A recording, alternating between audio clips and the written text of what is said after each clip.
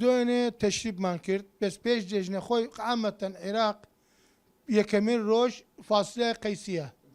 گۆشت و مریشک و ئەو شتانەیە بەس ئێمە ئەم جێژنەیە نەزمان چۆن بوو ئەم جێژنەیە دوو کۆڵان پێشەوە جێژنە کرد من جێژنەم نەکرد ئەو هات چۆن ئەوە چۆنە بێ وەزع نەبوو ئەو جێژنەیە نازانم چۆن چۆنی بوو نیوەی وتیان جێژنەیە نیوەی نەوتیان جێژنەیە بەغاو ئەولا نەختێن جێژ نەکردیان ئەوە هەل نازام چی بوو ئەم تەعامی نەبوو ئەو جێژنەیە بە قورئان بەس دوێنێ تەشریبمان لای غەزورم عەدیلم بوو تەشریب گۆشتمان بوو دەرەجەیەک بوو ئارە وەڵڵا زۆرە ئێمە دوێنێ هینمان کرد ئەمڕۆ سێم ڕۆژی جەژنە هێشتا تەشریب و خواردنە بەلەزەتەکان جێژن جێژنە عامەتەن جێژنە چییە بۆ یعنی ئەچی بۆ خزم جەمعەتێت بۆ خۆشەویستەکانت نان دروست چەرەزات مەزبوط لێدەی تەشریب مەزبوط هەموو دەرەجەیەک جێژنە تایبەتە ئەی چۆن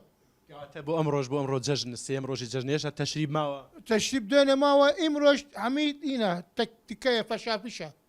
ئیمڕۆ تکە و گۆشت و کەباب و ئەوەیە